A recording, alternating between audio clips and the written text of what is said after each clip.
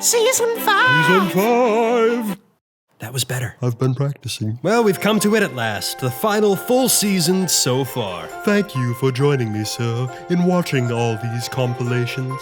It's been most fun. Oh, thank you, Stephen. This was a great idea. I dare say if there was some hypothetical audience out there watching us, watching these, I would thank them too. As would I, sir. No time like the present. Let's do this. So yeah, the Turtles are back, as April investigates Neil deGrasse Tyson for plotting something with Shredder. During a prison transfer, Shredder's foot ninjas intercept, fighting off Casey Jones and the Turtles to bust him out along with fellow inmates Bebop and Rocksteady. Shredder falls into Dimension X, meeting chewed-up bubblegum supervillain Krang. In a completely original plot, Gee, Krang, what do you want to do tonight? The same thing we do every night, Shredder. open up a doomsday portal over New York. Yeah, if it ain't broke, don't fix it. Krang's mutagen cocktail makes the rounds. Inside every human, there's a dormant animal gene.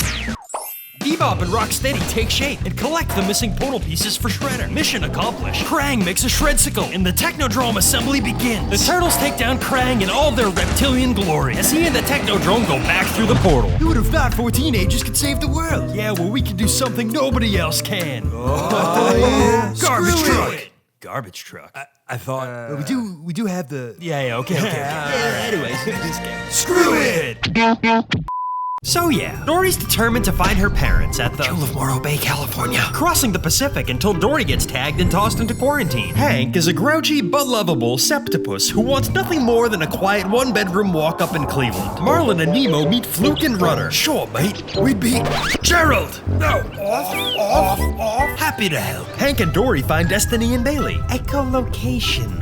Oh, like the world's most powerful pair of glasses? The what? Hank dumps Dory into the open ocean exhibit, but all the blue tanks have left for quarantine. Becky. They make it back to quarantine. Marlin and Nemo are Cleveland bound. Dory finds her parents. She left us. She left us. But that's not what I'm gonna do. Except right now. Rescuing Marlin and Nemo, Dory gets trapped in the truck herself. Rescue, rehabilitation, and screw it. Let's be sure to never lose anybody again, eh, Marlin? Marlin?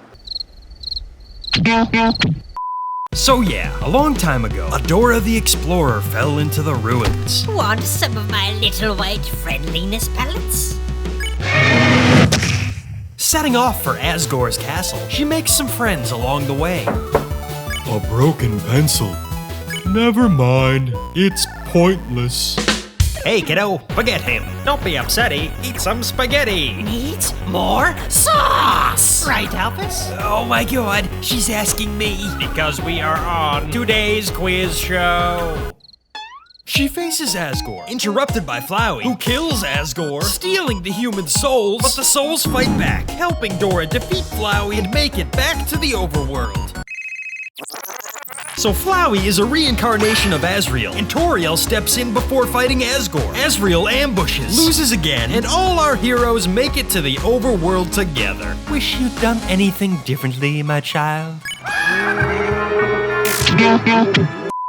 So yeah, Mario is an inquisitive one. Wake up, Mario! Princess Peach has been kidnapped! Oh no! He sets out on a heroic quest to save her. Okie dokie! Excuse me, here we go! He chows down on flowers, fights his way through some zany characters, and makes it into the castle. Thank you, Mario! But our princess is in another castle! Mamma mia! So close! I just want to clean her pipes so much. Get your minds out of the gutter. Kicking it into high gear, Mario goes on a rampage, finally conquering the king of the Kubo. Thank you, Mario! You saved me. I said you saved me, Mario. He's awake! Mario, why are you smashing your head on a block? Oh, it was just a dream. But you were there, and you were there. Oh, I miss that world. Screw it. Wahoo! I think Mario has some real problems. So yeah. His name is Ash Ketchum and he's gotta catch 'em all. But his buddy Lightning Butt won't get in his Pokeball. He's got his Pokédex, Pokeballs up to the gills. But he needs some Poké-traders that can help his Poké skills. He meets the Skullchick Mischief from Cerulean City to join up with Mr. Crew and fight their way through nitty-gritty. She's got her favorite Pokemon like precious little Togepi. Though slow and derpy Sonic is kind of a catastrophe. Next up is Breeder Brock from the Pewter City Gym. Now he's with Ash the Forecast for his enemies is grim. With lines for Ice he can't see much, but he has got his Onyx. Sending traders back to school like kids with hooked on phonics. Super team assembled, ready for a real test. It still won't be so easy on their epic Poké Quest. You must prepare for trouble, that should probably make it double. There's a couple supervillains gonna try to burst your bubble. Team Rocket is a problem, but it's really just a hurdle. Ash can take out the trash, crash the rocket with his Squirtle. Not all of his team is quite so cute and cuddly. Involved in spitting fire, I wouldn't say he's snuggly. Straight out of Route 20 for his enemy Screw. It's CWA, a Charizard with attitude. Climbing the ranks through the Indigo League. Ash is on his awesome Poké-catching Poké-Blitz Krieg. Hold up, guys. We've only got a minute. How long is this show? 930 episodes? Oh, screw it. So yeah, Max is living the high life as Katie's canine king, till she comes home with bumbling, slobbering Duke, putting the odd couple in quite the position. At the park, Duke drags Max into a back alley to get rid of him. Hey! Oh my gosh, what happened to you? We've got some leftover, Clay. Why don't you whip up a kitty? Yay! Losing their collars, they're caught by animal control, but Snowball hijacks the truck. Oh, you guys hardcore. You're like Ricky. Cover blown, they escape to the river and hop a ferry to Brooklyn. Max's wannabe girlfriend Gidget is worried he's missing, recruiting help to track him down. How you been, Pops? Paralyzed. Great. Sniffing out a sausage factory, they stuff their faces, and Duke gets caught by animal control again. Needing to bust out buddies of his own, Snowball teams up with Max. Gidget shows up and goes full Kung Fu Panda, while the truck plummets into the river with Max and Duke on board. Screw it! Escaping from the truck, they live happily ever after. Hey boys, look who I found today.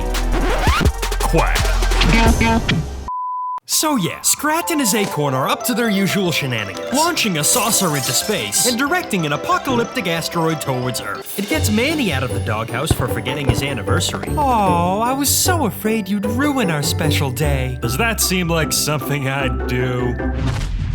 Yes. Buck discovers a pillar of prophecy, reveals their impending doom, and his inner Neil the Buck Weasel breaks down the plan. They survive a parting of the seas, an electrical storm, and attack from dino birds to make it to Geotopia, loading the magnetic crystals into the volcano. They're not gonna make it.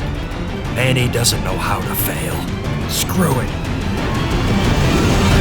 Blasting the crystals into the atmosphere, it redirects the planet killer at the last possible moment. Armageddon averted, Scrat turns his attention to Mars. No. Here is your acorn, sir. Put it in your mouth and be done with this charade. Matt Damon will thank you someday. Ice Age over. So yeah, the government's a little concerned. What if Superman had decided to fly down and grab the president? Who would have stopped him? You're all done, Mr. President. Let me be clear.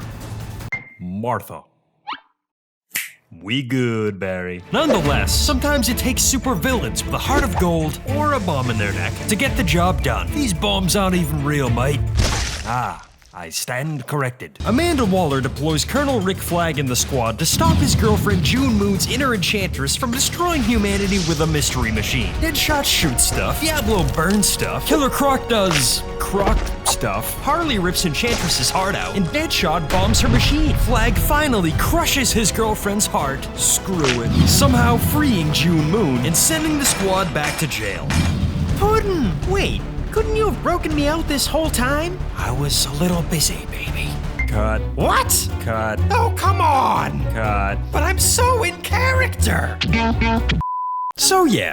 It's just animated. Well, alright, Billy. The sun rises over the land of Shopwells as Corn rings in the 4th of July weekend. Frank and Brenda are separated by packages, but determined to spend eternity together in the great beyond. Honey Mustard's return with a pinch of PTSD, and when they're all chosen together, he screams bloody murder, tries to jump, Frank catches him, and with a final word to find fire water, they all plummet to the ground. It's your fault. Come at me, bro. Time to get juiced up, bro! Firewater and the immortal non-perishables drop some truth. The great beyond? We invented it! Barry escapes the kitchen slaughterfest and hitches a ride. Take me home. Whoa, I've lifted the veil of non-reality. Frank finds a recipe book, sharing his revelations with the store, and Barry shows up with some proof of his own, declaring war on the human gods. Screw it, food wins the day. Finally getting to... You're welcome, parents.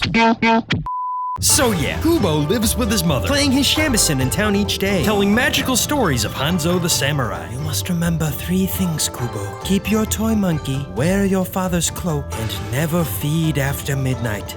Okay, mother. But trying to contact his father's spirit, Kubo stays past sundown, and his aunts come to take his eye. Fly, Kubo!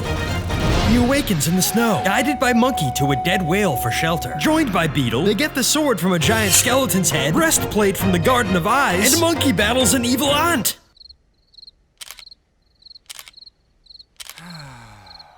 Turns out Monkey is mom, Beetle is dad, and as the other aunt arrives, all 3 bite the big one. Kubo returns home, claiming the helmet and battling the Moon King, finally defeating him with the power of his 2 strings. Screw it. So glad I could have an adventure with you both. I'm not. Yeah, I died twice for you. You just let me get stabbed in the back. Terrible, son. Just terrible. So yeah, Earth is a giant pile of garbage. And for 700 years, Wally's been cleaning. When Eve arrives, Wally nervously tries to make her acquaintance. Directive? He invites her back to Netflix and chill, but seeing a plant, she slips into a coma. Scooped up by the mothership, Wally hitches a ride, and they arrive at the USS Diabetes. By and large, it's your superstore. We've got all you need and so much more. Happiness is what we sell, that's why... Didn't he already do this joke? The captain learns about returning to Earth, but Otto conspires to lose the evidence. Computer, define dancing. The captain battles Otto for control of the ship, as Wally sacrifices himself to help Eve deposit the plant. Racing back to Earth, Eve fixes up Wally, and with an electric kiss, brings him back to life. There's so much trash. Why didn't we leave behind these giant Wallys from the ship? Yeah, that was quick. Place cleaned up real nice. So yeah, Dr. Jumba is on trial for illegal genetic experiment 626. I didn't teach him that. Escaping and crash landing in Hawaii, Stitch gets an earthly welcome. Young orphan Nani is struggling to raise her little sister Lilo. David, I got a new dog. Oh, you sure it's a dog? Uh-huh. He used to be a collie before he got ran over. Social worker Bubbles, yes Bubbles, Cobra Bubbles, is keeping tabs. Lilo tries domesticating Stitch, turning him into a model citizen. But as Jumba keeps sabotaging the situation, Bubbles decides Lilo needs foster care. Before Lilo's taken away, Jumba destroys the house while chasing Stitch, who runs away with Lilo until they're captured by Gantu. Stitch bails on Lilo, but driving a fuel tanker into lava, screw it, he blows himself onto Gantu's cockpit, crash landing the ship and rescuing Lilo. Ohana means family. Family means nobody gets left behind or forgotten. Family! So yeah. Crazy old Jigsaw wants to play a game. As Adam and Larry wake up in a bathroom, feet chained to pipes and cassette tapes in their pockets. The game is simple. Larry needs to kill Adam by 6 o'clock or his family gets it and you're stuck here forever. We get flashbacks of Jigsaw's previous victims. Fat guy, sick guy, and junkie girl, who actually makes it out alive. Oh, I can't kill you. Brace face. Time runs out, and desperate to save his family, Larry gets surgical. Screw it! Free at last, he shoots Adam in the shoulder, who plays dead, toilet stomps Jigsaw's lackey, and Larry goes for help. Game over. No, wait! Where are you going?